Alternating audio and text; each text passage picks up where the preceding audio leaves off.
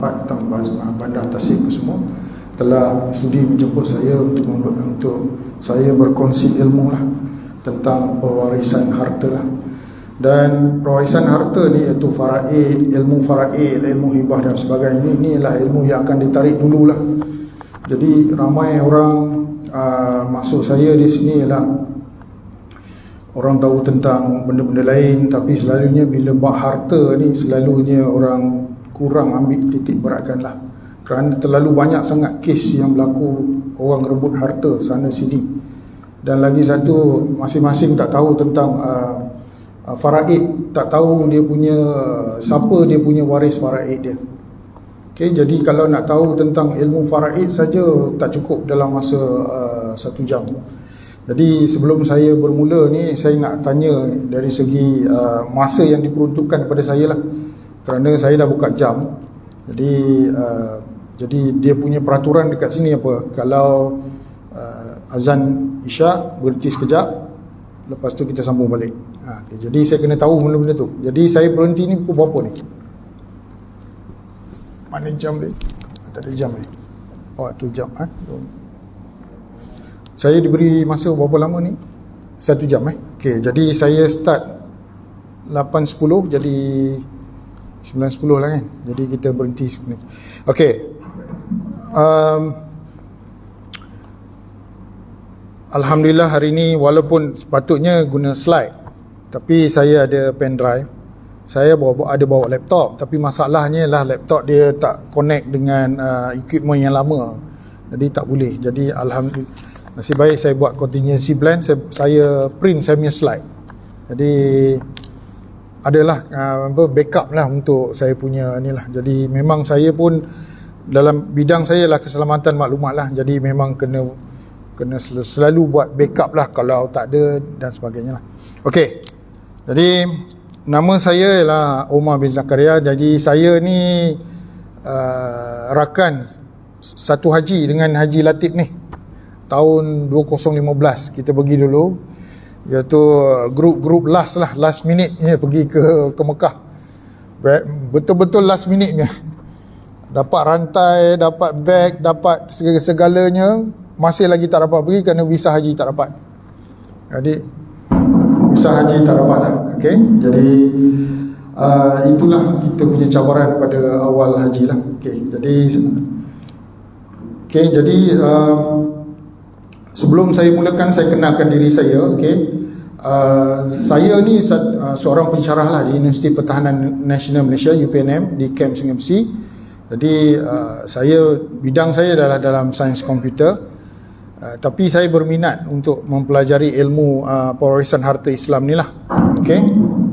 Jadi saya belajarlah benda ni.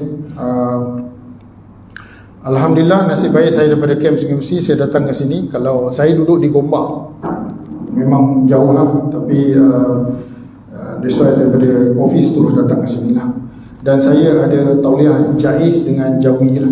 Jadi jangan risau lah, memang ada tauliah, boleh type nama saya dekat tauliah.gov.my, jaiz.gov.my, ada nama saya Omar. Nama penuh saya adalah Omar bin Zakaria. Okey, kita tengok kalau masalah pusaka ni. Masalah pusaka ni kalau ikut dalam beberapa tahun yang lalu terdapat lebih kurang 70 bilion harta orang Islam ni tidak dituntut.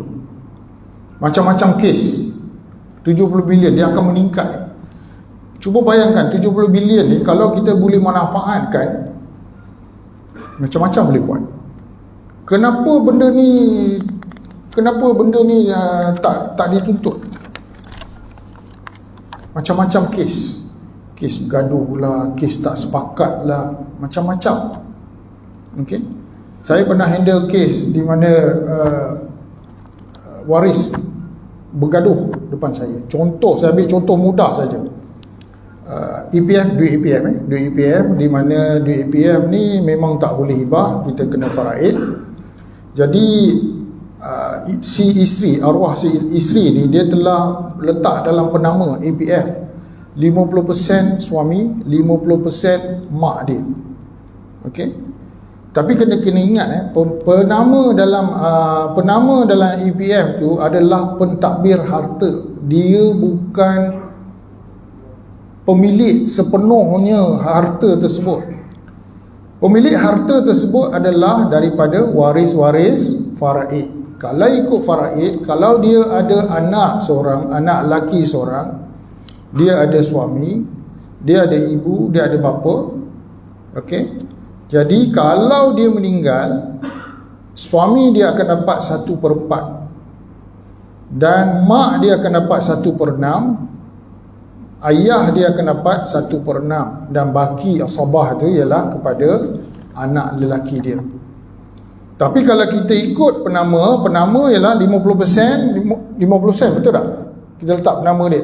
Jadi EPF dia kerja dia senang. Dia akan tanya siapa penama? Penama ialah suami dengan ibu.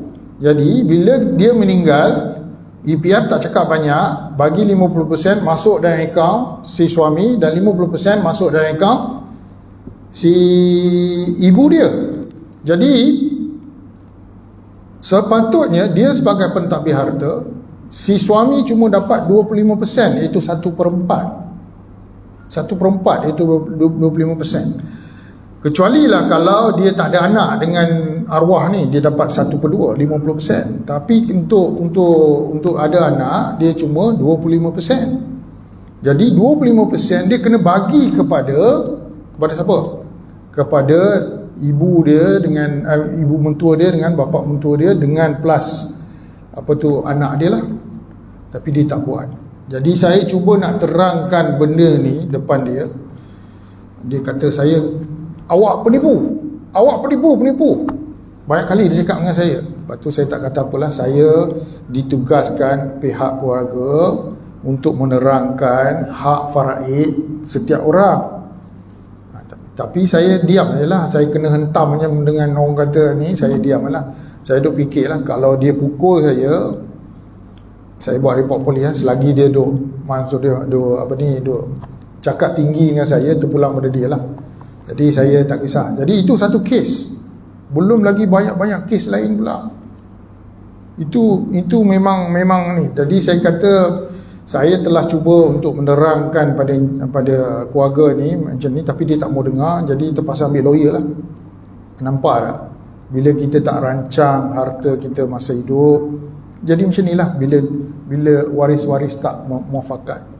Bayangkan benda ni adalah bagi waris-waris faraid ni adalah rezeki terpijak.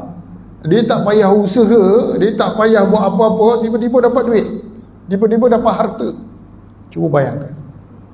Jadi itu yang saya masukkan di sini ialah, sekarang kalau dulu kita cakap kat mak ayah kita, kenapa tak saya di sinilah, kenapa tak rancang harta masa hidup? Abah belum mati lagi kau dah cerita pasal harta dan sebagainya. Tapi kita kena ingat kerana kalau kita tak rancang harta masa hidup, kalau waris faraid tu muafakat, tak ada masalah. Masalahnya tak fakat. Saya ambil contoh lain di Kelantan ni, baru-baru kawan saya dia duk macam dia, bapa dia memang kaya lah. Ada dalam berapa saya tak boleh ingat lah angka dia, dalam 14 geran tanah. Ada tanah, ada kebun, ada sawah padi, ada rumah dan sebagainya. Sebelum dia mati, dia telah menyerahkan 2 geran pada adik dia. Kawan saya cerita, dia serahkan 2 geran pada adik dia. Jadi tukar nama. Alasan apa? Alasan ialah untuk dapat lesen senapang, lesen senjata. Jadi untuk dapat lesen senjata kena ada tanah. Jadi bila ada tanah, jadi bagi tahu ke ayah, tolonglah 2 geran ni tukar nama saya. Jadi tukar.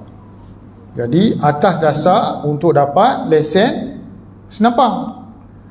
Tapi benda tu dah tukarlah nama dia. Bila dah tukar nama dia, jadi dia punya dengan ayah, dia punya perjanjian dia ialah apabila dapat lesen senapang, tukar baliklah nama kan. Tukar balik nama. kepada nama ayah dia. Tapi benda tu tak kesampaian di mana ayah dia mati. Bila mati, dia ada 7 adik-beradik dengan mak dia. Jadi mak dia akan dapat 1/6, lelaki akan dapat 2 bahagian, perempuan akan dapat 1 bahagian. Jadi dah 14 tolak 2 jadi 12 grand. Masih lagi tak puas hati. Masih lagi masuk dia banyak dah kan, 12 grand, tapi adik-beradik yang lain termasuk dia bagi tahu saya, kata yang 2 ni, yang 2 grand dah bagi kepada adik ni, mana boleh. Nampak tak? Maksud dia lah, bila kita fikir pasal harta ni, semasa orang tua ada okey, bila tak ada, semua ungkit-ungkit. Saya nak bagi tahu kan, faraid dia ada 3 cara. Okey. Satu ialah ikut 100%. Maksud dia suami dapat 1/4 kalau ada anak, kalau tak ada anak 1/2. Okey. Begitu juga untuk isteri, kalau ada anak dia ada 1/8. Okey. Kalau dia tak ada anak 1/4, mak dapat 1/6, ayah dapat 1/6, anak lelaki dapat 2 bahagian, anak perempuan dapat 1 bahagian. Okey. Itu ikut perkara yang pertama, iaitu faraid, itu 100% kita ikut pembahagian tu. Yang kedua ialah kita muafakat. Muafakat ni kadang-kadang dia macam ni lah. Tak apalah, kita adik-beradik 7 orang, kita bagi sama rata. Katakan mak ayah tak ada, kita ada adik lelaki, ada perempuan dengan lelaki, kita sama rata lah, senang. Sama rata maksud dia semua dapat sama bahagian. Tapi kalau ikut faraid, dia akan dapat, lelaki perempuan akan dapat 1 bahagian, lelaki akan dapat 2 bahagian. Tapi kalau sama rata, maksud dia menguntungkan perempuan, betul tak? Tapi atas dasar adik-beradik, kalau semua setuju, tak jadi masalah. Tak jadi masalah. Maksud dia ialah semua setuju, kita boleh buat muafakat. Sama dengan kes saya, ayah saya, arwah ayah saya meninggal. Okey, kami semua lelaki, 5 lelaki. Saya ada ibu tiri. Okey. Kalau ibu tiri dia akan dapat 1/8 dengan ni. Tapi saya kata makcik, saya tak bagi makcik ni sekian, kita buat muafakat. Ada benda makcik tak dapat, ada benda makcik dapat. Makcik setuju ke tidak? Dikata dia setuju. Jadi kalau setuju, boleh diteruskan. Kenapa? Dia kahwin tak lama, dalam 6 bulan macam tu ayah saya meninggal dunia. Jadi ada benda harta tu atas nama mak saya, tapi letak nama ayah saya. Jadi saya cakap lah terang-terang macam ni, dia pun faham. Dia kata, jadi ada bahagian yang dia tak dapat, ada bahagian dia dapat. Tapi kalau ikut hukum faraid, dia boleh dapat 1/8 dari semua harta tu. Nampak tak ni? Jadi itulah bahagian nombor 2, iaitu muafakat. Nombor 3 ialah lepaskan hak. Katakan kita 7 orang, ada susah, ada senang. Yang senang dia kata, tak apalah, aku rumah dah besar dah semua, tak apalah, aku bagi kat adik lah. Katakan rumah pesaka. Bukan kita nak pecah rumah pesaka, jual, bagi, tukar tunai, bagi ikut bahagian, betul tak? Kita nak setiap hari raya rumah tu bolehlah kita kunjung, betul tak? Kita nak kunjung, kita nak orang kata berkumpul adik-beradik dan sebagainya. Jadi ada setengah-setengah tu ialah dia kata, tak apalah abang ni tak ada masalah, yang susah ni bagi yang susah. Itu lepaskan hak. Jadi maksud dia, kalau siapa-siapa pernah berurusan dengan pejabat tanah, pejabat pusaka kecil, dia ada satu borang dipanggil borang DDA. Borang DDA. Durian apple lah bahasa Inggeris lah. DDA. Borang tu dia ada 3 bahagian, iaitu ikut faraid 100%, muafakat atau lepaskan hak. Jadi 3 perkara. Jadi tiada orang kata kena 100% ikut bahagian masing-masing. Tak. Okey. Kadang-kadang bila waris faraid tu ramai, jadi kita kena buat muafakat. Itu maksud saya. Jadi tak ada masalah Tak ada masalah kalau muafakat. Islam ni mudah. That's why okey, satu lagi, bila kita sebut tentang hak far'ani, tentang faraid ni, selalu orang fikir tentang apa? Tentang hak. Tak pernah fikir tentang tanggungjawab. Itu masalah ni. Faraid datang dengan hak dan tanggungjawab.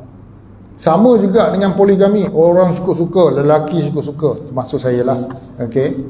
Siapa-siapa cakap cuma tak ada vitamin B. Tahu vitamin B? Vitamin berani. Vitamin berani tu tak ada. Okey. Siapa-siapa lah, cuma dia tak buat je. Okey, kita tengok di sini ya.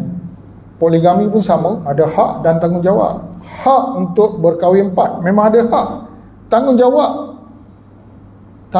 maksud dia untuk bagi sama rata, bagi nafkah dan sebagainya. Itu ialah tanggungjawab. Sama dengan faraid, di mana kita dapat hak dia, tapi pada sama ada tanggungjawab. Saya bagi contoh. Okey. Kenapa perempuan dapat sikit, kenapa lelaki dapat banyak? Katakan perempuan dapat satu bahagian, lelaki dapat dua bahagian. Ada orang kata tak adil ni hukum faraid, tapi kita kena ingat dalam surah Al-Baqarah dia ada cakap, dalam ayat berapa saya tak ingat, memang dia nyatakan bahagian-bahagian tu, memang dia ceritakan. Okey. Okey, kenapa sikit untuk perempuan? Kerana satu bahagian didapat oleh perempuan tu solid untuk dia, tetapi dua bahagian yang dapat kepada lelaki, dia kena bagi tanggungjawab. Sebagai contoh, kalau misalnya ada arwah tu meninggalkan isteri dan anak-anak yang kecil, okey, jadi adik-beradik lelaki dia kena sara juga ni anak buah ni, walaupun dia ada mak, ada tanggungjawab dekat situ. Pasal tu ialah faraid dia lebih. Dia kena ada tanggungjawab menyara apa ni anak buah. Maksud saya bukan 100% lah. Dia bersama-sama dengan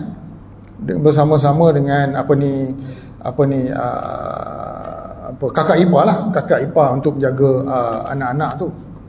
Tapi orang tak nampak. Ni kes berlaku di Johor.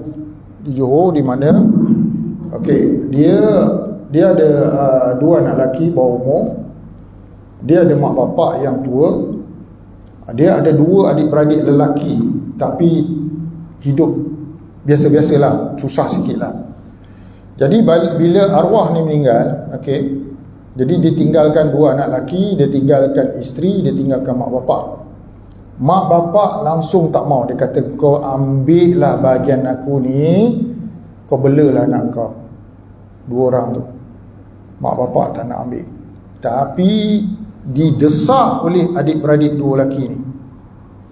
Dia kata, apa ayah minta lah, kami ni kan susah apa semua. Ayah ambil lah bahagian ayah, mak ambil lah bahagian mak. Tapi dia desak. Jadi mak bapak tu sebenarnya tak mau ambil, tapi disebabkan anak yang susah ni dua orang minta, jadi dia berunding lah dengan menantu. Jadi menantu pun tak ada duit cash. Jadi macam mana nak buat? Terpaksa jual rumah tu. Terpaksa jual. Kerana kena cairkan rumah tu, baru boleh bagi bahagian-bahagian. Macam tu sekali. Sampai, ni kes sebenar, bukan saya reka-reka. Kereta pun dia nak. Padahal kereta dia digunakan oleh kakak ipar ni untuk hantar anak-anak pergi sekolah. Dia nak juga. Jadi kakak ipar ni fikir, dia pun kakak ipar ni bukanlah dia sendiri rumah, dia pun ada kerja lah. Dia kata, tak apalah you nak ambil. Tahu macam mana dia ambil kereta tu. Adik-adik ipar ni, mak bapak dia ni memang orang kata memang tak ada apa-apa, tapi dah tua kan, dia pun dah pasrah. Kau buatlah apa yang patutlah. Ni yang adik-adik ni, dia buat macam mana nak ambil kereta tu. Dia suruh letak dekat shopping komplek, parking shopping komplek. Lepas tu letaklah kunci motor tu, kunci kereta tu dekat mana-mana yang bawah tayar ke apa. Macam tu sekali, tak mau jumpa. Kereta nak. Macam tu sekali. Ni cerita betul ni, bukan saya nak reka-reka. Lepas tu si menantu ni, maksud dia yang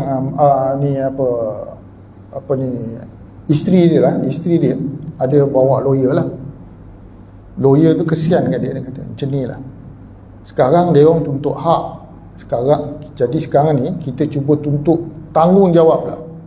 Maksud dia adik-beradik dia tu, yang lelaki tu ada kena bagi sara hidup dekat apa ni, ke anak buah ni.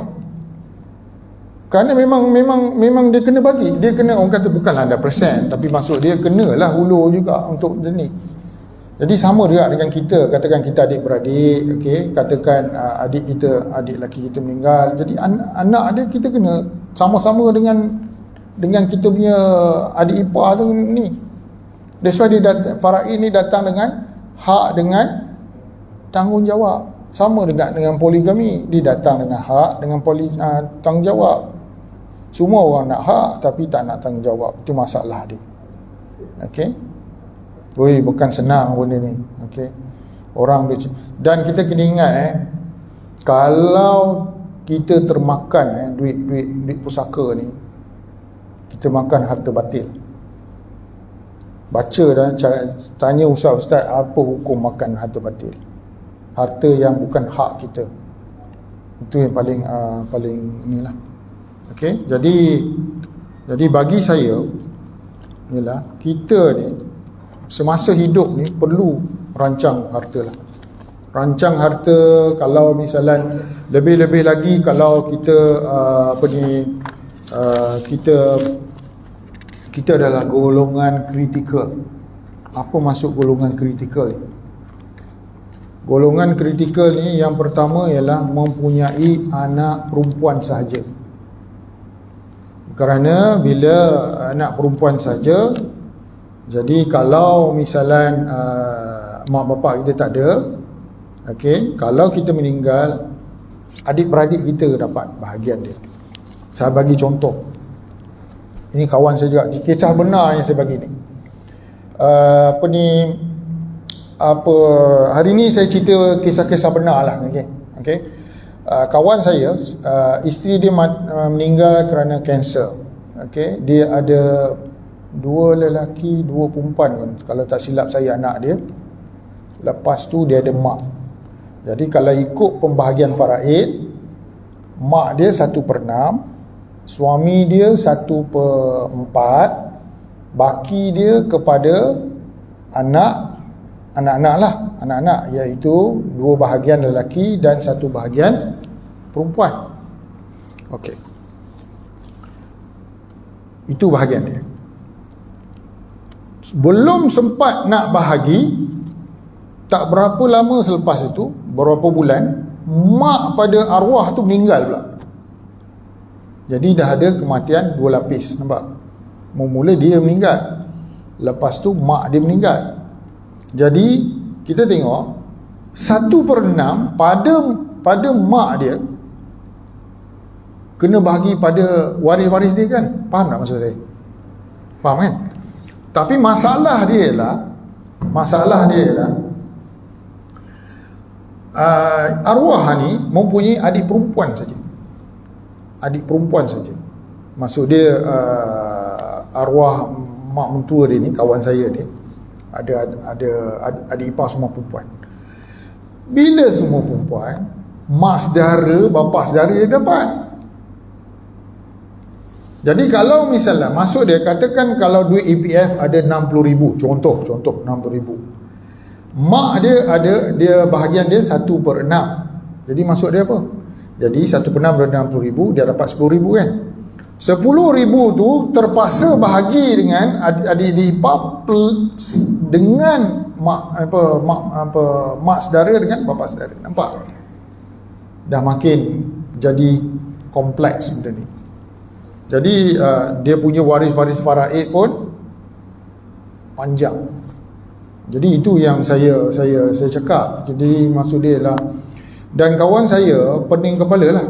Lepas tu dia pula tak baik dengan adik ipar dia pula. Bergaduh lah apa, saya pun tak tahulah. Saya kata macam ni lah. Nama ni lah, tak saya sebut nama dia lah. Okay, macam ni lah. You buat harta sepencarian. Harta sepencarian, maksud dia harta sepencarian itu sivil, dia adalah sivil. Faraid ialah apa, ikut cara Islam lah maksud dia. Okey, kalau kita boleh juga guna secara ni, tapi dia kata kena duit lah. Kenapa? Kerana rumah tu dibeli 50% dia, 50% isteri dia. Jadi dia nak tuntut yang 50% tu. Yang 50% memang hak dia. Jadi maksud dia setengah tu memang hak dia. Yang setengah tu dia 1/4, tapi dia boleh minta harta sepencarian. Tapi kenapa saya suruh tu? Kerana tak sepakat bila nak cerita semua meninggi suara. Macam mana nak selesaikan masalah ni? Cuba bayangkan 10,000 tadi yang duit APF tu, 1/6 bahagian mak dia tu, iaitu 60,000 bahagi 1/6, 10,000. 10,000 yang kecil-kecil tu saya siap tunjuk. Ini dapat berapa, 2,000, ini dapat berapa, dapat 1,000. Saya tunjuk ke dia supaya dia nampak. Pening. Tapi semua orang nak harta terpijak. Siapa tak nak? Tak payah usaha, tak payah apa, dapat. Saya bukan nak menidakkan faraid itu bagus kalau muafakat. Memang Islam tu dah atur dah cantik-cantik. Tapi masalahnya kita ni bila bab harta ni, Allahu Akbar, memang pening lah. Jadi saya tak tahu apa yang berlaku. Saya dah bagi penyelesaian berkawan saya, dia tak buat apa-apa. Jadi saya pun malas lah nak mengeruhkan keadaan. Dia kahwin lain pula. Lepas tu hubungan dia dengan ipar-ipar lagi ya. Itu saya tak mau masuk campur lah. Saya dah bagi penyelesaian pada dia, dia tak mau ikut, terpulang pada dia lah. Okay? Jadi kita tengok di sinilah banyak benda yang tertangguh disebabkan kita tak ni. Jadi dalam untuk mengurus pusaka ni kita ada dua benda lah. Satu ialah yang saya panggil ialah khairat pusaka. Kita ada khairat kematian kan. Kita ada khairat kematian di mana kalau misalan saya kerja part time, jadi dalam syarikat saya ni, iaitu Wasiah Shop Berhad ni, dia menyediakan perkhidmatan dipanggil sebagai khairat pusaka lah. Begitu juga dengan khairat kematian. Kalau kita mencarum, kalau apa-apa berlaku, daripada kain kafan, daripada mandi, daripada solat dan sebagainya, semua ditanggung oleh ahli Persatuan Karyah Masjid lah. Okey. Khairat pusaka juga sama juga. Apabila berlaku kita mencarum dia tiap bulan. Kalau khairat kematian dia tiap-tiap setahun. Kita tiap bulan dia mencarum dalam minimum RM50. Jadi dia bersifat di mana amal jariah lah, di mana dibuat macam tabung tabaruk. Okey, di mana apabila seorang meninggal sebelum tempohnya, kita boleh guna tabung ni untuk mengurus dia punya urusan pusaka dia lah. Okey, jadi di sini tapi itu untuk uruslah. Kita ada dua benda dalam urusan pusaka. Satu ialah kita urus, nombor dua ialah kita bahagi pusaka. Nombor satu urus, nombor dua ialah bahagi pusaka. Kalau kita tak buat apa-apa, bahagi pusaka tu ikut faraid. Faham Tapi sebelum kita nak bahagi, kita kena urus. Kita kena urus pusaka tu. Macam mana nak urus? Ialah kalau harta tu kurang daripada 2 juta, kita pergi kepada kalau ada harta alih dan harta tak alih. Harta alih ialah macam kereta, macam tabung haji, amanah saham Bumi Putra, saham, bank, account bank dan sebagainya. Itu ialah harta alih. Harta tak alih ialah rumah dan kebun. Okey. Jadi kalau dua harta ni kurang daripada 2 juta, kita kena buat permohonan di Pusabat Pusaka Kecil. Kalau misalan harta tu lebih daripada 2 juta, kita kena pergi Mahkamah Tinggi Sivil untuk dapat dia punya surat kuasa lah. Tapi kalau harta tu banyak, lebih daripada 2 juta, kena hire lawyer. Memang kena hire lawyer lah. Tapi untuk yang kurang 2 juta tak payah hire lawyer lah. Jadi untuk memudahkan, kita cuma pergi pejabat pusaka kecil lah. Jadi kita ada perkhidmatan khairat pusaka lah, di mana bila meninggal ya, kita uruskan benda tu. Dia cuma mencarut RM50 sebulan, minimum lah RM50 sebulan. Jadi macam saya cakap lah, sama konsep dia dengan khairat kematian, di mana kalau orang tu mati awal, dia katakan satu tahun dia baru mencarum, tiba-tiba dia meninggal, dia baru mencarum RM60 saja. Tapi bila dia meninggal, jadi pihak masjid akan guna duit tabung khairat kematian lah untuk uruskan dia, padahal dia cuma menyumbang RM60 saja. Jadi that's why kita panggil tabung tabaruk. Dia bersifat amal jariah, di mana orang lain menyumbang. Jadi pada masa sama, bila kita niat amal jariah, jadi insya-Allah lah, itu satu. Itu ialah kita panggil khairat pusaka, atau kita urus pusaka. Kenapa pergi pejabat pusaka kecil? Kita kena isi borang A. Siapa pernah dengar borang A? Borang A ni boleh dapat secara online. Kalau search dalam internet, dipanggil borang A. Boleh dapatkan, boleh print, boleh download, boleh print. Lepas tu kita isi semua tu, lepas tu kita boleh hantar pada pejabat pusaka kecil yang berkenaan lah. Okey, macam saya arwah bapa saya, dia ada tiga harta dia. Satu di, saya orang Kedah di Pokok Sena satu, di Jerlun satu. Jerlun ialah kawasan Kubang Pasu lah. Lagi satu ialah di Padang Terap. Jadi saya kumpulkan tiga tu, pergi ke pejabat pusaka kecil Pokok Sena. Jadi senang lah dia satu tu. Jadi kalau harta tu berada di Semenyih, jadi kena pergi pejabat pusaka kecil di Kajang lah. Kajang lah, di pejabat pusaka kecil Kajang. Saya tak tahu. Setahu ni Kajang ni adalah bandar besar lah. Jadi selalu dalam daerah Hulu Langat ni kita pergi Kajang kan. Kajang Haji Bangi. Bangi. Sorry. Saya pun tak tahu. Saya tak tahu daerah ni lah. Saya tahu daerah Gombak je.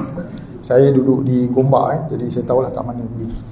Okey, jadi itu yang panggil urus pusaka. Nombor dua, kalau kita merancang masa hidup, kita boleh buat selain daripada faraid, iaitu hibah. Kita boleh buat hibah, kita boleh buat wasiat 1/3, kita boleh buat kita boleh buat amanah. Okey, ada setengah atau harta sepencarian. Okey, harta sepencarian dengan amanah ni dia sivil. Kalau yang wasiat 1/3 ni ialah inilah syariah lah. Okey, ada orang cakap wasiat ni, sebenarnya ada orang salah faham tentang wasiat. Wasiat ni sebenarnya, kalau yang saya cakap tadi yang yang urus, sorry saya jam sana jam sini Okey, untuk urus pusaka ni kita kena lantik pentadbir harta, atau kita panggil wasi. Kita kena lantik wasi. Okey, kita lantik wasi, dan wasi ni akan bertanggungjawab untuk uruskan pusaka kita. Okey, wasi Jadi lantik wasi itu kita panggil sebagai wasiat pentadbiran, nama lain untuk ni. Kalau wasiat biasa ni, masalahnya wasiat biasa, ada orang cakap mulut selalunya lah, kalau kita tengok dalam drama-drama ke filem-filem ke, dia akan cakap, ayah wasiatkan kau ni, tanah ni kau ambil, tanah ni bagi ke abang, abang long, ini abang ini kak cik, ini macam-macam lah. Okey, tapi apabila kita mati nanti, okey, wasiat yang kita pakai tu, okey, sebenarnya tak boleh sekiranya semua waris faraid tidak bersetuju. Kalau ada seorang saja tak setuju, terbatal balik kepada faraid. Contoh yang tadi dia kata tanah ni bagi pada Abang Long, tanah A bagi kepada Abang Long, tanah B bagi kepada Banga, tanah C bagi pada Kak Lang. Okey, macam itulah cakap. Tapi dia orang argue kata ni ayah dah cakap dah masa hidup, korang kenapa nak argue lagi? Tapi kalau sekarang orang pandai pergi mahkamah syariah, Pergi mahkamah syariah, dia akan tengok, dia akan tanya bukti. Mana si arwah ada lafaz ke tak? Ada saksi tak? Ada dokumenter tak? Ada dokumen tak benda tu? Dia akan tanya. Katakan dia cakap tadi kan, dia cakap tu. Okay. Katakan dia tulis, dia sign. Tapi masalah dia ialah dia kena lafaz, dia kena ada orang saksi. Kalau benda tu tak ada, hakim akan menolak. Bila menolak, dia akan terbatal wasiat tu. Wasiat itu terbatal dan akan berbalik kepada faraid. Begitu juga kalau seorang tak nak pun tak boleh. Kena semua orang setuju. Itu ialah wasiat. Ramai orang ambil, saya dah buat wasiat, saya dah buat tulis semua. Tapi kena ingat, orang sekarang ni bijak. Dia akan pergi kepada mahkamah syariah untuk buktikan bahawa wasiat tu tak boleh pakai. Syarat wasiat sama juga dengan hibah. Bila kita buat hibah, dia ada rukun hibah. Bukan saja rukun nikah ya. Rukun nikah dia kena rukun nikah pun kena lafaz juga. Aku ni macam mana dah lama kahwin, dah lupa dah dia punya ni. Okey, jadi dia ada semua tu. Kita lafaz, lepas tu ada ijab, ada kabul, betul tak? Okey, ada akad, ada kabul. Jadi semua kena ada, lepas tu ada saksi 2 orang. Begitu juga dengan ni. Kalau misalnya tak ada itu semua dan tak ada dokumen dan sebagainya, boleh terbatal. Jadi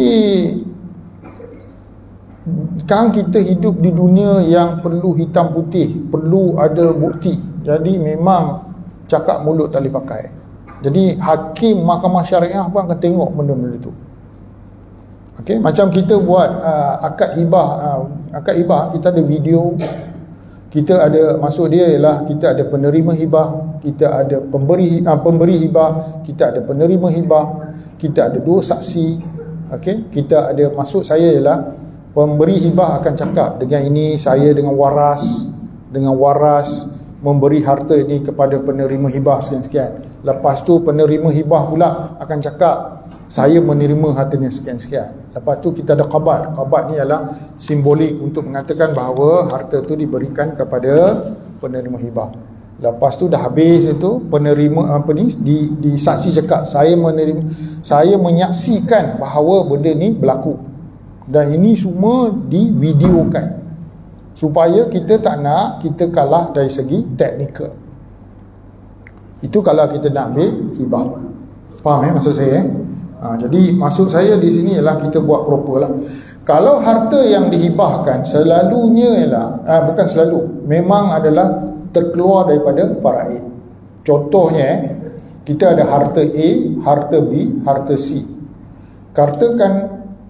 Katakan harta A, B, harta A dengan B kita hibah. Harta C kita nak buat faraid. Jadi nanti bila kita meninggal, harta A dengan B tu tak termasuk dalam agihan faraid lah, kerana kita dah buat hibah. Jadi cuma yang faraid cuma harta C saja.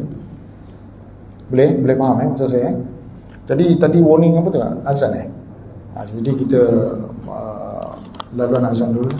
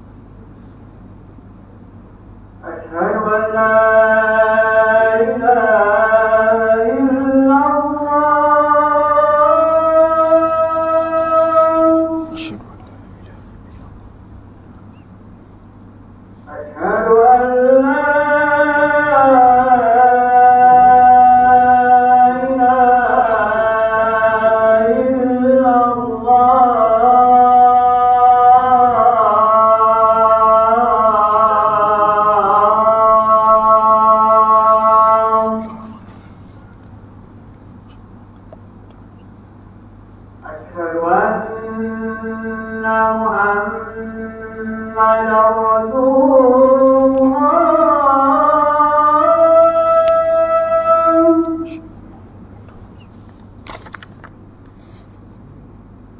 أشهد أن محمدا رسول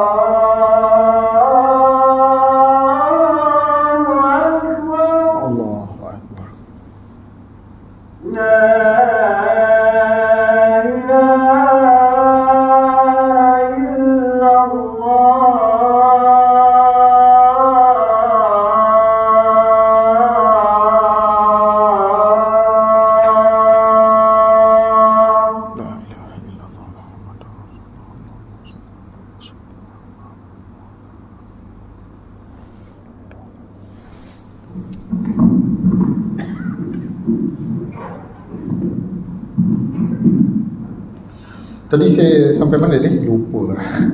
Mana tadi saya cakap ni? Saya dah lupa tadi. Okay. Hibah dia akan terkeluar daripada agian fara'i lah. Okay. Macam saya kata tadi, harta A dengan B yang kita gunakan untuk hibah, dia akan terkeluar daripada agian. Kalau kita ada 3 harta lah, A, B dan C. A, B kita buat hibah, C kita tak buat apa-apa. Jadi C ni akan diagihkan ikut faraid. Satu lagi istilah yang saya panggil wasiat 1/3. Wasiat 1/3 ni ialah kita nak bagi pada asnaf, kita nak wakaf, okey. Maksud dia wasiat 1/3 ni boleh pakai. Memang ada dalam Quran, ada cerita wasiat 1/3. Ini untuk bukan waris. Bukan waris itulah surau, masjid, NGO yang berkenaan. Kita nak wakaf, kita boleh buat. Jadi kalau waris-waris faraid tak boleh bangkang ni. Kalau kita buat wasiat 1/3. Kalau lebih tu kena minta persetujuan daripada waris faraid. Okey, macam kes Abang Boje. Abang Boje ingat tak? Abang Boje. Minta maaf kes mahkamah ni dah habis belum? Dah habis. Dah habis. Okey. Sebenarnya adik Abang Boje tu tak ada hak langsung dalam apa ni agian faraid. Kerana that's why kita kena belajar ni bahagian faraid ni. Faraid ni memang dia berupa daripada satu ikut kita punya struktur keluarga kita. Okay, macam Abang Boje punya kes ni, dia ada anak lelaki, kuat lah. Bila ada anak lelaki, dia ada kuat. Anak lelaki, dia ada isteri, dia ada mak. Jadi isteri akan dapat 1/8, mak akan dapat 1/6. Asabah maksud dia yang baki dia kepada anak lelaki dia. Tak ada kena. Jadi adik dia tak dapat langsung. Dia akan dapat sekiranya mak dia yang dapat 1/6 tu apabila mak dia meninggal, baru dia dapat bahagian mak dia. Kalau secara terus dia tak dapat.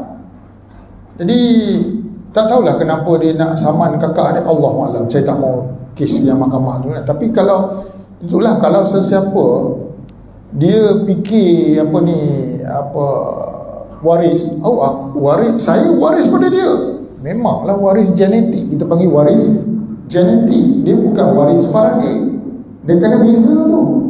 Waris genetik dengan waris faraid. Ada yang dapat, ada yang tak dapat. Macam kes tu dia tak dapat. Tengok yang kes Tan Sri Arwah Tan Sri Jamaluddin Jalkis, dah berapa tahun dah? Dah berapa tahun dah? Kenapa? Harta dia banyak, 1.2 bilion. Mak dia akan dapat 1/6 kali 5, 100 juta. Suami isteri dia akan dapat 1/8, 100 juta juga tu.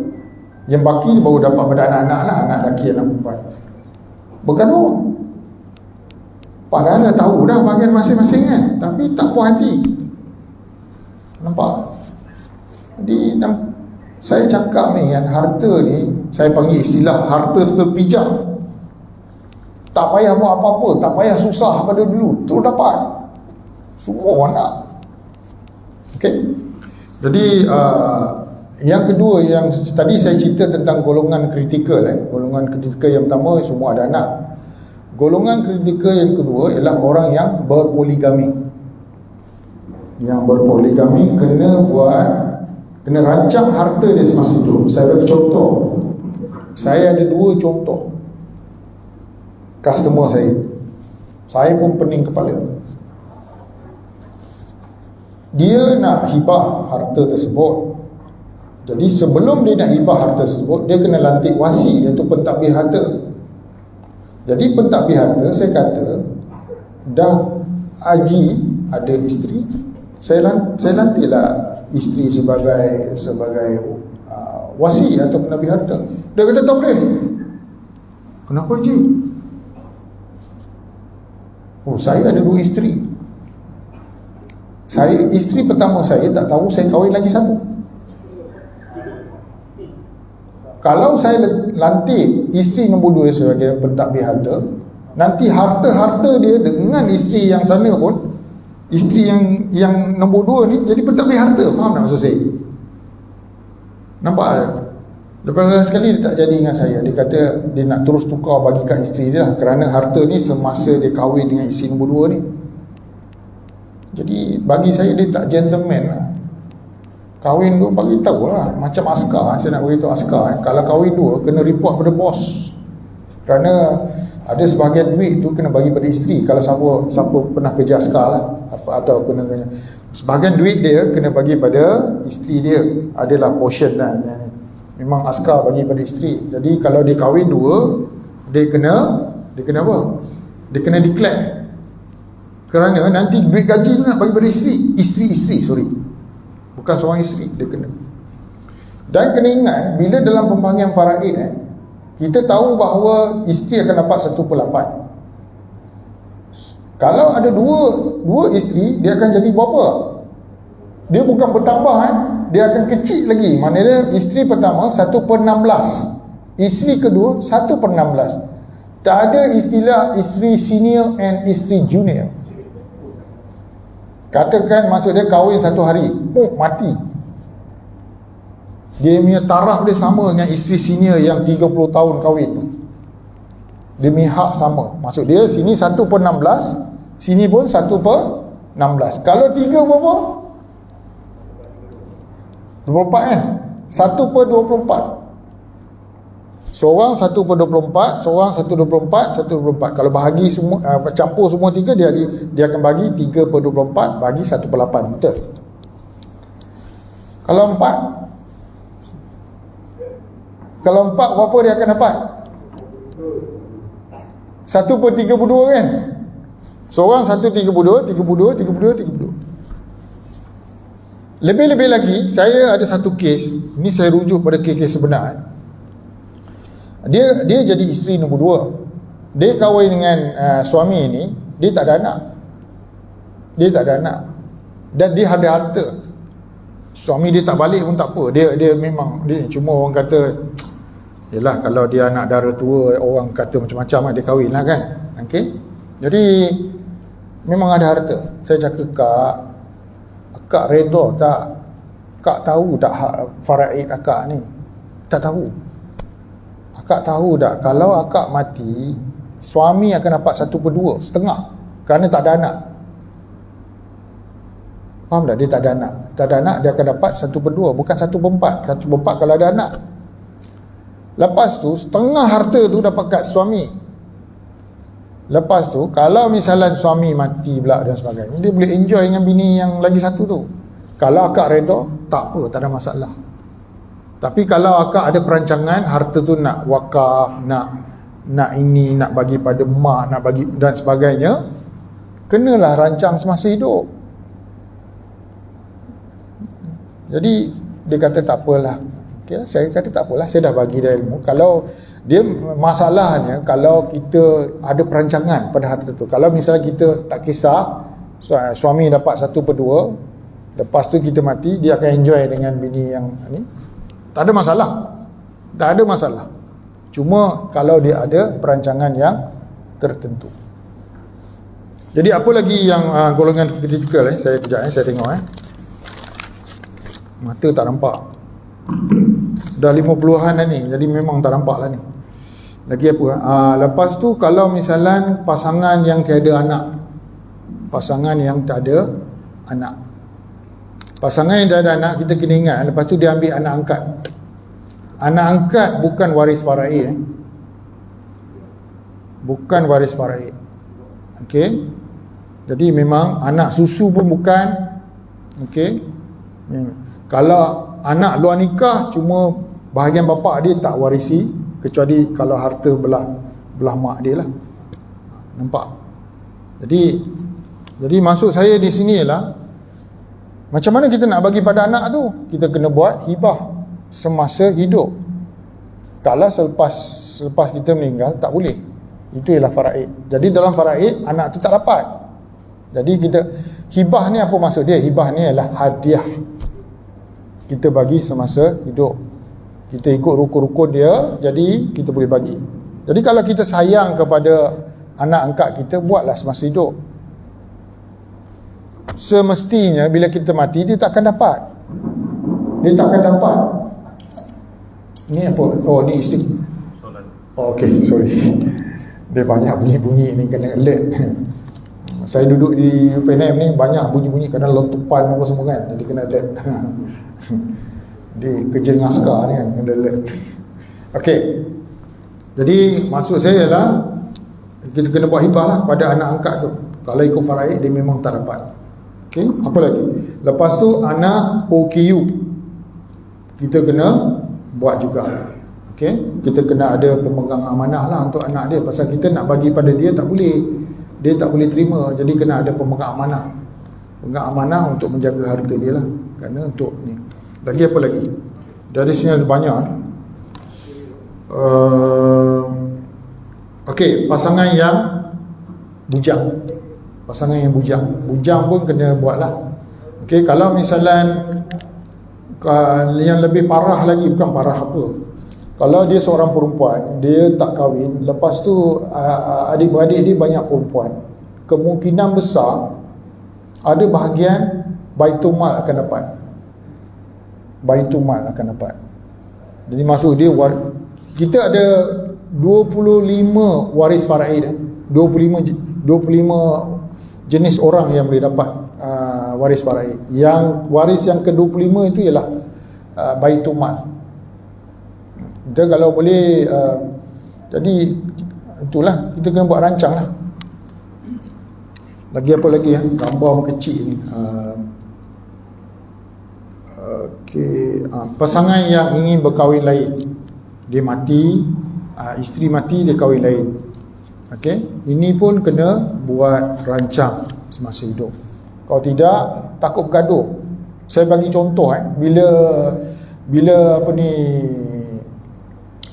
bila apa kita kahwin baru kan, okey, kita ada bini baru, tapi anak-anak tu Jadi masa hidup memanglah anak-anak tu tak ada apa-apa, tapi bila mati, dengan mak tiri ni, kalau boleh muafakat, alhamdulillah. Kalau tak boleh muafakat, itu masalah nanti. Itu saya cakap. Jadi kena rancang lah. Jadi apa lagi orang yang ada perniagaan, okey. Okey, itu sajalah. Okey, saya ada berapa masa lagi? Lagi 5 minit. 5 minit. Okey. Haji Latif nak buka pada soalan ke macam mana? Boleh buka pada soalan. Okey, kalau saya ada banyak benda boleh cerita. Jadi kesimpulan dia ialah di sini saya nak buat kesimpulan.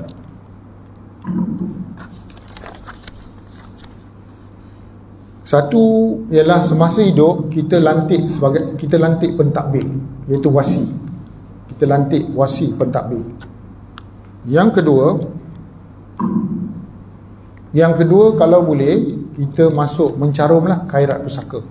Senang, nanti bila kita meninggal, jadi syarikat saya lah yang akan uruskan. Kalau ni lah. Yang ketiga, kita rancanglah bagaimana harta tu nak diberi. Ada setengah orang dia tak mau buat hibah semua. Ada nak buat hibah, ada nak buat faraid. Contohnya macam EPF tak boleh buat hibah, jadi dia kena faraid.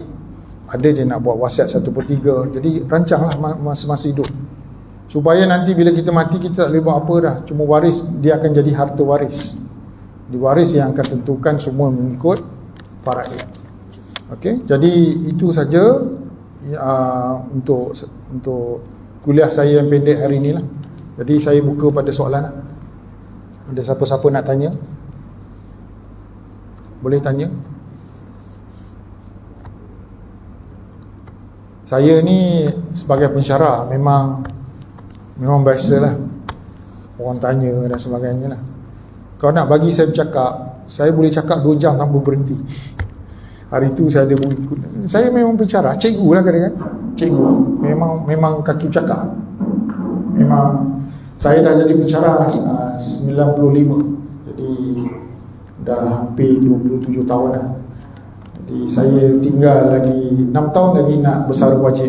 Saya pada umur 58. Jadi sekarang saya 52 lah. Jadi lagi 6 tahun lagi nak bersara. Dia ada soalan nak tanya? Yes. Ya, Haji. Yang hibah tu, Ya. kita buat maksudnya sekali je lah. Nanti kita nak bagi tu bagi kat seberapa buku kan. Tapi hibah tu kita panggil hibah rubah. Hibah pun ada banyak jenis. Hibah rubah ni maksud dia ialah kita buat semasa hidup, tapi dia akan berkuat kuasa semasa kita meninggal. Maksud dia ialah semasa hidup masih lagi hak kita. Kita nak sewa, kita nak ambil hasil, katakan kebun, nak ambil semua kita boleh. Walaupun kita letak nama anak, dia akan berkuat kuasa semasa hidup, masa kita meninggal, baru ditukarkan kepada anak. Jangan buat hibah mutlak. Hibah mutlak pergi kepada pejabat tanah, isi borang 14A, tukar nama siap-siap. Itu dipanggil hibah mutlak. Kita tukar nama anak siap-siap semasa kita hidup. Tapi kena ingat, harta itu bukan harta kita dah. Dia dah jadi harta anak. Peristiwa berlaku di Melaka. Dia ada banyak, dibagi anak nombor 1, nombor 2, nombor 3. Hibah mutlak, bukan hibah rubah. Tiba-tiba orang tua ni teringin nak kahwin lah. Lepas tu anak-anak tak setuju. Abah, kenapa abah kahwin? Abah kata abah nak teman lah. Okay.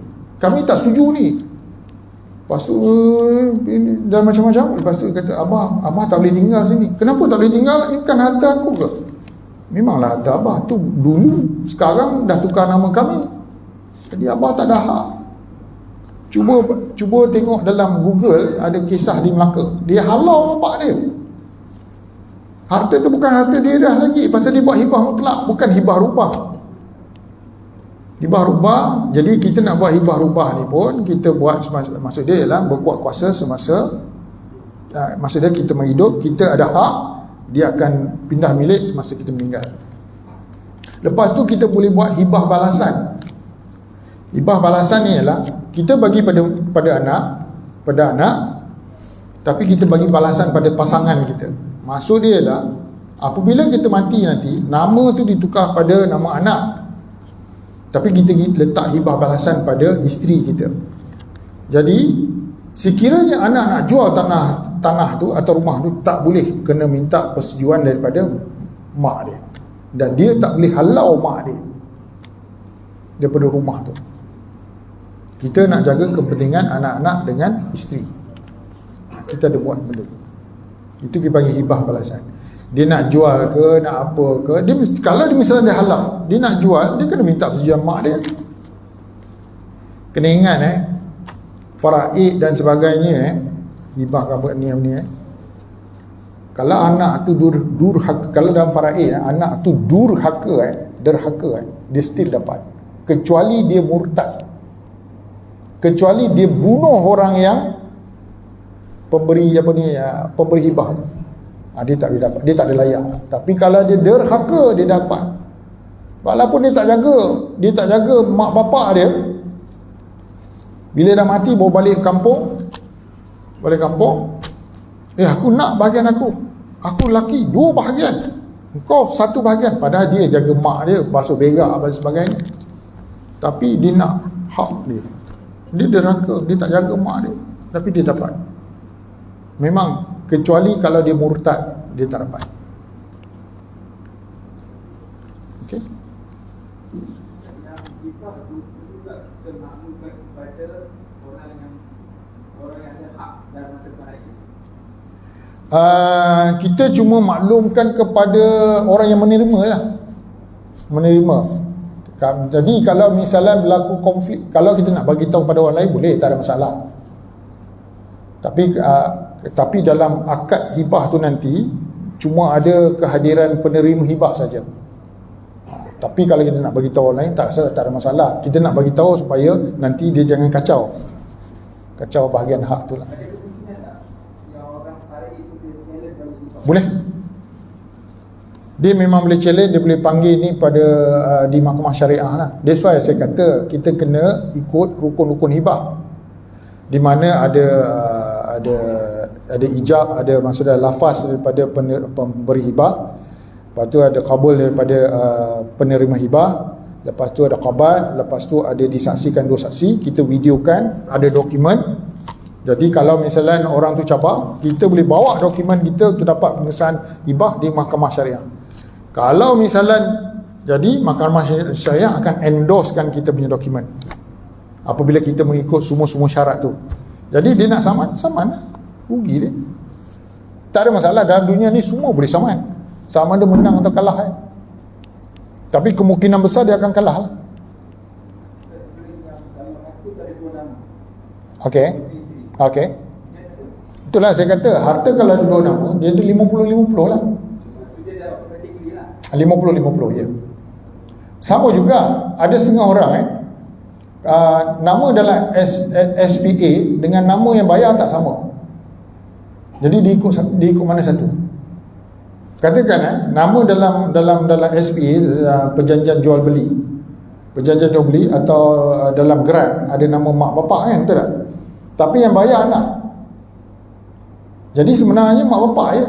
Saya yang bayar tu, dia cuma orang kata ni, dia tak ikut situ, dia ikut dalam siapa pemilik tu. Jadi macam mana kita nak bahagikan, kita tengoklah dalam grant dia akan tulis 1/2. Ikut tu, itu sajalah bahagian dia tu. Boleh? Okey. Yes. Kalau hibah itu dari ejen ni, untuk sekarang ni ada takaful, public takaful. AIA itu dia hibahkan kepada isteri dan anak dia dah balik. Dia ada terkait tak dengan faraid ataupun dia boleh dituntut oleh adik-beradik waris dia? Okey. Selalu orang saya faham, selalu orang salah faham dengan takaful yang kita buat ni, cuma yang kita carun takaful saja. Dan sekarang memang ada skim dia hibahkan takaful tu. Maksud dia cuma caruman takaful tu lah. Tu saja. Harta rumah tak termasuk situ. Harta kereta tak termasuk situ. Jadi dia semua dalam bahasa sekarang secure untuk takaful tu saja. Jadi caruman saya tak boleh. Ya. Bayar. Lepas tu kalau apa-apa dia dekat dia akan dapat Hibah. Ya, saya faham. Untuk dalam Ya, ya. perjanjian. Ya, ya. Jadi orang lain tak boleh tuntut lah pasal dia dah buat hibah. Tapi kalau dia buat penama, itu ikut faraid. Faham tak maksud saya? Kalau dia ikut penama, dia tak buat hibah, dia ikut faraid lah. Faham maksud saya? Pasal harta tu akan bagi pada penama. Penama tu ialah pentadbir harta, dan dia akan bahagi ikut faraid. Faham maksud saya? Tapi kalau dia daripada tu dia sign, dia kata dia buat hibah, jadi memang orang yang nama dalam penerima hibah itulah yang terima. Tapi kena ingat selalu orang keliru. Dia hanya untuk takaful, maksud dia caruman, maksud dia untuk perlindungan takaful tu sajalah. Dia tak ada kereta, rumah tu, dia tak buat apa-apa tu. Itu akan jatuh pada faraid. Boleh nampak jelas Okay. Ada soalan lain atau saya kena? Ya. Kadang-kadang ada harta insurans. Insurans dia bukan dia tak patuh syariah. Kita merujuk kepada takaful. That's why kalau kita tengok takaful ada hibah, insurans tak ada hibah. Insurans ialah konvensional, dia tak ada. Kalau misalnya si mati, dia bagi insurans pada keluarga, dia bagi hibah lah. Okey, dia macam ni, ada senario contoh macam kes tentera, dia ada caruman insurans apa semua. Jadi itu ialah dicarum dengan majikan kan, betul tak? Jadi dia cuma bagi kepada keluarga, maksud dia pada isteri dengan anak saja. Dia sama dengan duit pencen. Duit pencen bukan faraid. Dia memang bagi pada isteri lah. Tengok pencen apa, pencen terbitan ke, pencen apa, lah lupa dah ayat dia. Itu tak termasuk. Faham maksud saya? Ya.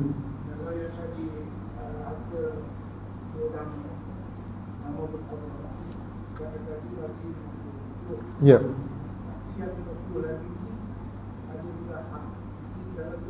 Ya. Dia macam ni, 50 isteri, 50 anak. 50 isteri, 50 suami. Okey. Kalau suami mati, dia punya 50 tu dah secure dah dia punya. Cuma kita yang bahagian 50 yang mati tu bahagi, kalau maksud dia isteri akan dapat 1/8 dari harta tu lah, yang 50 tu. Macam mana? Rumah dia akan dapat 1/8 lah. Kalau si suami mati, 1/8 daripada 50 tu. Itu saya kata kalau misalnya yang golongan kritikal ada anak perempuan dan sebagainya, kalau semua orang tak setuju, kena jual, kena cairkan, kena bagi duit lah. Itu saya kata kita kena rancang semasa hidup. Yang dia boleh buat macam ni. Tak semua kita hibah. Rumah yang didiami oleh anak isteri kita hibahkan. Tanah lain mungkin kita boleh faraidkan. Macam tu. Tapi kita nak secure supaya benda tu orang lain tak kacau, dan kita dah anggapkan sebagai hadiah kita bagi pada isteri, macam tu. Supaya kita tak nak, kita dah nampak dah bunga-bunga kita punya adik-beradik ni macam, kalau sebut harta ni lain macam ni, dia punya cara dia. Baik kita rancang semasa hidup, kita hibahkan semasa hidup. Kalau kita tengok semua okey, why not faraid lah. Saya alhamdulillah lah, saya ada 5 beradik, saya yang suluk. Jadi alhamdulillah lah, semua ikut cakap saya lah bila kita nak buat ni. Ya, adik-beradik saya lah, adik ni semua ikut. Jadi saya ada 3 harta, maksudnya harta bapa saya dengan 1 mak tiri. Jadi saya dah bagilah duit kat mak tiri, dan saya dah cakap kat mak tiri, ada 2 saksi dan semuanya cakap muafakat, dan dia setuju. Okey. Jadi harta rumah pusaka dah jual, harta kebun getah dah jual, tinggal harta sawah lah. Kerana bapa saya masih lagi pajak harta tu, ni sawah tu. Okey, jadi dalam bulan 8 ni habis. Bila bulan 8 saya jual lah. Kenapa saya nak jual? Kerana dalam geran tu dah ada nama adik-adik saya 155. Masa kami hidup okey. Bila dah mati 155 dah jadi kena pecah lagi pada anak dia, pada isteri dia, nampak tak? Dia akan jadi banyak-banyak nama dekat geran tu. Itu yang berlaku kat Kampung Baru. Beranak-beranak dalam tu. Ada orang tanah banyak ni kecil je kalau ikut bahagian dalam tu. Kampung Baru sekaki berapa? Ada 3,000, ada 1,000, tengoklah. Tengok. Macam mana? Okey. Aha.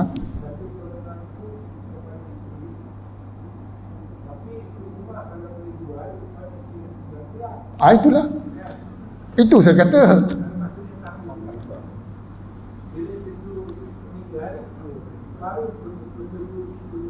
Iyalah.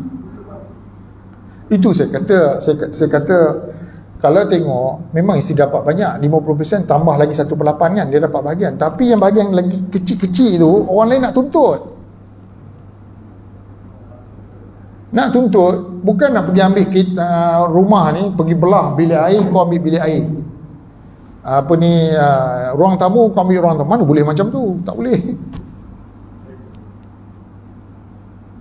Kalau dia ada duit banyak, dia boleh tebus dengan duit. Kalau dia tak ada duit, itulah dia kena cairkan. Itu pentingnya mana kita masa sekarang ni kita tak payah fikirlah, okey, orang kata, tapi kita kena fikir waris-waris kita lah. Kalau kita tak ada, apa yang akan berlaku pada waris kita. Ustaz bagi alamat pada Haji Latif. Saya banyak benda nak Boleh. Boleh. Tak ada masalah. Haji Latif memang grup kita lah. Maktab 95 95. Memang kalau nak cerita kan, satu malam tak tragik lah untuk kami ni. Kami ni dulu KT 65 jadi arwah. Haji Latif nombor 6 ke nombor 7? Nombor 6. Saya nombor 7. KT 67. Memang tragik lah. Okay, last kot, masa dah lama ni.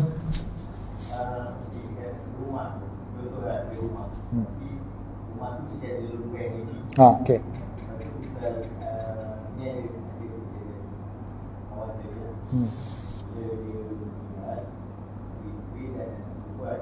Nak perempuan saja. Okay.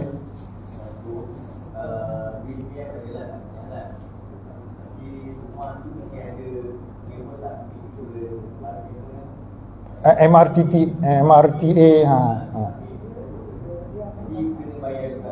Ya.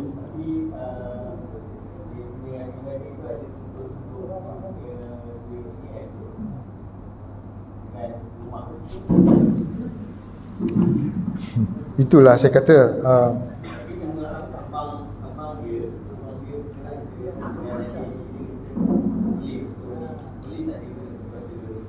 Bilih apa? Bilih macam mana?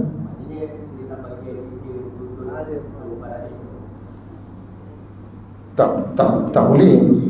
Dia boleh tuntut, dia boleh macam saya cakap tadi lah, dia mungkin lepaskan hak.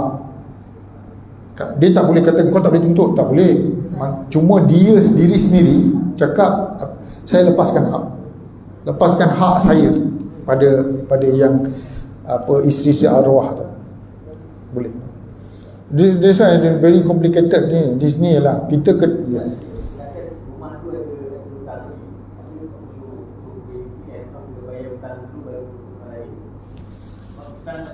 okay. That's why kita bila kita sebut ni, ada orang bila sebut harta si mati, perkara pertama apa? Perkara pertama ialah kita kena kafankan dia, kita kena kebumikan dia, urusan jenazah dia. Nombor 2 ialah kita kena selesai hutang dia. Lepas habis hutang dia baru agih. Bukan agih dulu baru bayar hutang, tak boleh. Mana dapat duit nak bayar hutang tu? Jadi maksud dia dia kena lunaskan hutang. Dia lunaskan hutang si arwah. Jadi apa hutang dia? Hutang rumah lah. Jadi dia boleh guna duit EPF tu untuk bayar. Kerana syarat dalam agihan faraid dan agihan arihan ni, dia kena bayar hutang dulu. Jadi Allah ni memang masuk dia maha adil lah. Orang duk ingat nak bahagikan harta. Tak. Hak si mati tu. Hak si mati, satu ialah kita kebumikan dia. Kedua ialah kita langsaikan hutang dia. Baru kita boleh bahagi. That's why kita tengok bila si arwah mati, kita akan selalu tanya arwah, waris-waris akan kata, Assalamualaikum warahmatullahi wabarakatuh.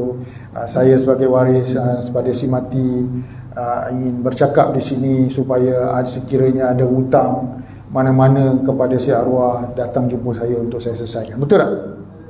Macam tu kan? Itu yang kecil-kecil kan. Yang besar-besar tu kena tak selesai. Jadi sepatutnya tak boleh tuntut.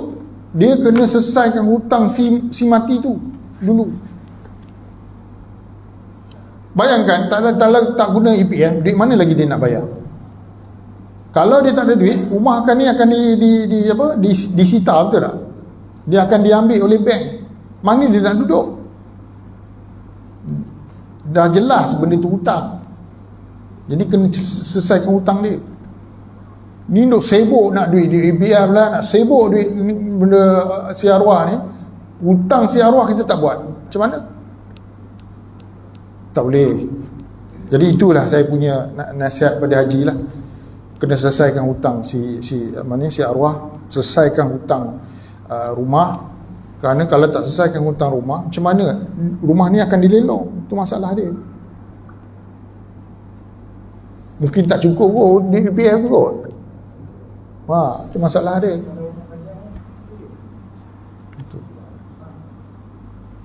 Betul, macam-macam lah. Saya bab harta ni, ya Allah, macam-macam. Semua orang celik mata. Dulu yang tak tahu pun tahu, ini aku ada bahagian aku ni. Rezeki terpijak, senang cerita lah.